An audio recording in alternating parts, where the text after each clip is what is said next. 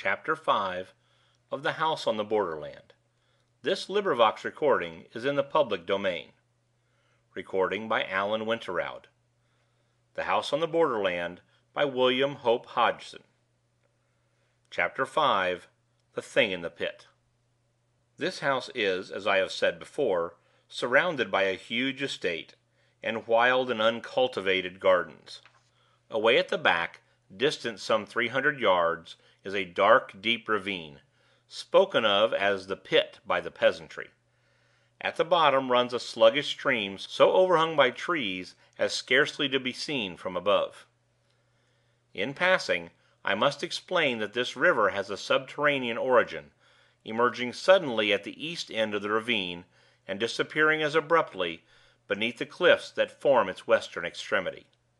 It was some months after my vision, if vision it were, of the great plain that my attention was particularly attracted to the Pit.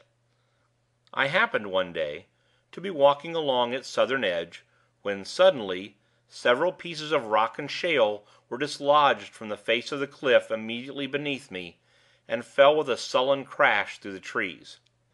I heard them splash in the river at the bottom, and then silence. I should not have given this incident more than a passing thought, had not Pepper at once begun to bark savagely; nor would he be silent when I bade him, which is most unusual behavior on his part. Feeling that there must be some one or something in the Pit, I went back to the house quickly for a stick. When I returned, Pepper had ceased his barks, and was growling and smelling uneasily along the top. Whistling to him to follow me, I started to descend cautiously. The depth to the bottom of the Pit must be about 150 feet, and some time, as well as considerable care, was expended before we reached the bottom in safety.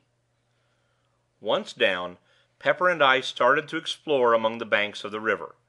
It was very dark there due to the overhanging trees, and I moved warily, keeping my glance about me, and my stick ready.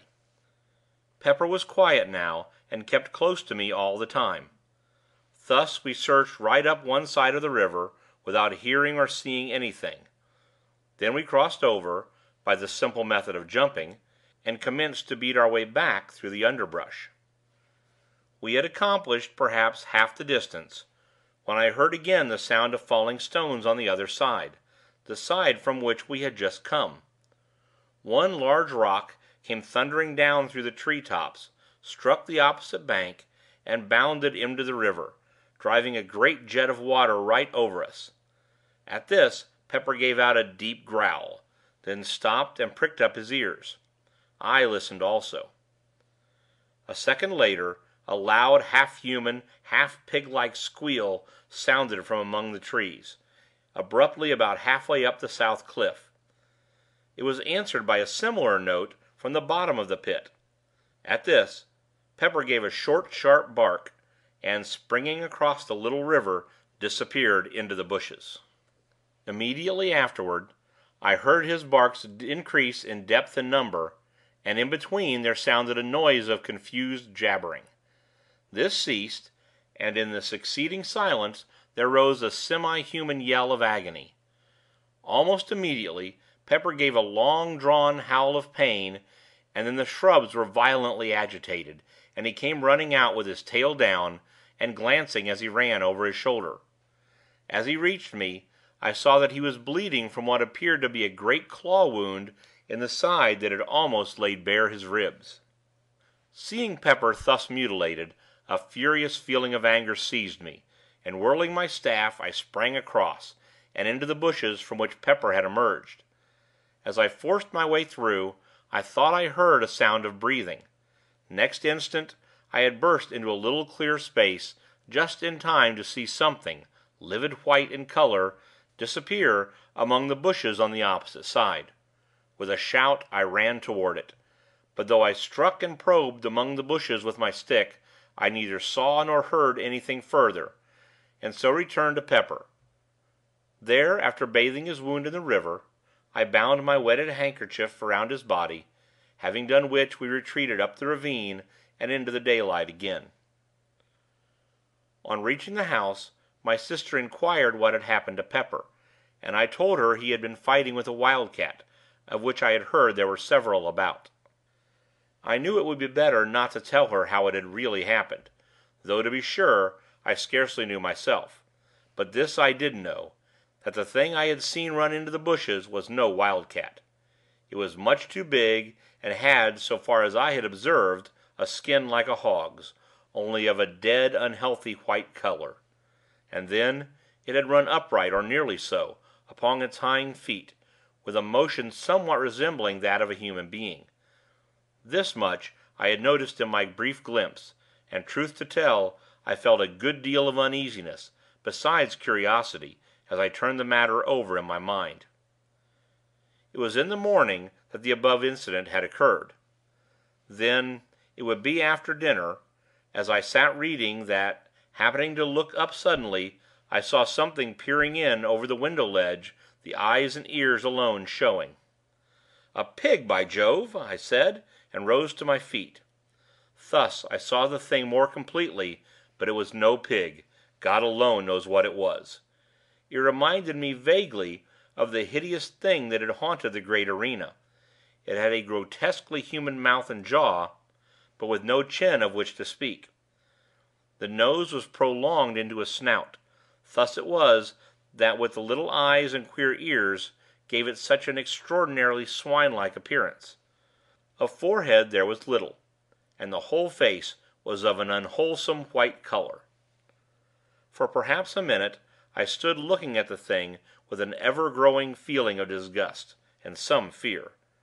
The mouth kept jabbering inanely, and once emitted a half-swinish grunt. I think it was the eyes that attracted me the most. They seemed to glow at times, with a horribly human intelligence, and kept flickering away from my face, over the details of the room, as though my stare disturbed it. It appeared to be supporting itself by two claw-like hands upon the window-sill. These claws, unlike the face, were of a clayey brown hue, and bore an indistinct resemblance to human hands, in that they had 4 fingers and a thumb, though these were webbed up to the first joint, much as are a duck's. Nails it had also, but so long and powerful that they were more like the talons of an eagle than aught else. As I have said before, I felt some fear, though almost of an impersonal kind. I may explain my feeling better by saying that it was more a sensation of abhorrence, such as one might expect to feel if brought into contact with something superhumanly foul, something unholy, belonging to some hitherto undreamt of state of existence. I cannot say that I grasped these various details of the brute at the time. I think they seemed to come back to me, afterward, as though imprinted upon my brain. I imagined more than I saw as I looked at the thing, and the material details grew upon me later. For perhaps a minute I stared at the creature. Then, as my nerves steadied a little, I shook off the vague alarm that held me, and took a step toward the window. Even as I did so the thing ducked and vanished. I rushed to the door and looked round hurriedly, but only the tangled bushes and shrubs met my gaze. I ran back into the house, and, getting my gun, sallied out to search through the gardens. As I went, I asked myself whether the thing I had just seen was likely to be the same of which I had caught a glimpse in the morning. I inclined to think it was. I would have taken Pepper with me, but judged it better to give his wound a chance to heal. Besides, if the creature I had just seen was, as I imagined, his antagonist of the morning, it was not likely that he would be of much use. I began my search systematically. I was determined, if it were possible, to find and put an end to that swine thing. This was, at least, a material horror. At first, I searched cautiously, with the thought of Pepper's wound in my mind. But as the hours passed, and not a sign of anything living showed in the great, lonely gardens, I became less apprehensive. I felt almost as though I would welcome the sight of it.